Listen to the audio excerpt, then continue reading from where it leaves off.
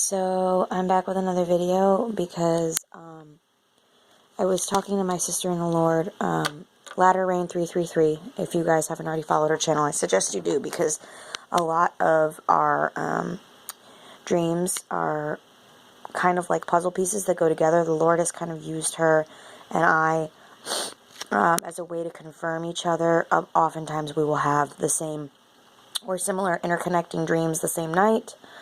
And she's such a blessing to my life. So yeah, check her out if you have not already. But anyway, she had told me that she had been in Zechariah 12 through 14, and really felt that this was where we were on the biblical timeline right now.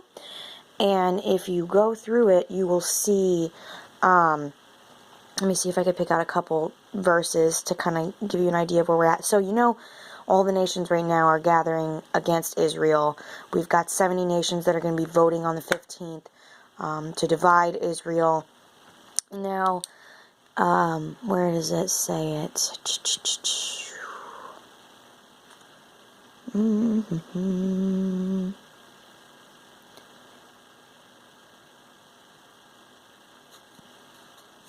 Alright. Sorry, I am trying to find the verse that talks about him gathering all of the nations. Alright, here we go. The day of the Lord. Sorry, guys. Behold, the day of the Lord comes, and thy spoil shall be divided in the midst of thee. For I will gather all nations against Jerusalem to battle, and the city shall be shaken, and the houses rifled. Alright. So, we're seeing this right now, that the nations are all gathered against Jerusalem. Okay, so while her and I were on the phone tonight talking about this, these 3 chapters,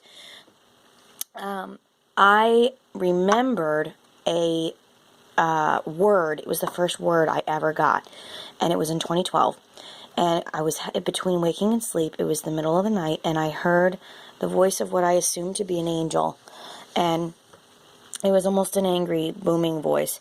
And I heard, "The Lord of Lords will tear the earth from Egypt to Mount Zion." Now, I find this extremely interesting that this came into my head when her and I were talking about this, because look at this passage here. I mean, this is pretty much what he said to me in different words. Okay, so, "And his feet shall stand in that day upon the Mount of Olives." His, I assume here, is God. "His feet shall stand in that day upon the Mount of Olives, which is before Jerusalem," and that's where Mount Zion is, "on the east. And the Mount of Olives shall cleave in the midst thereof," aka crack in half.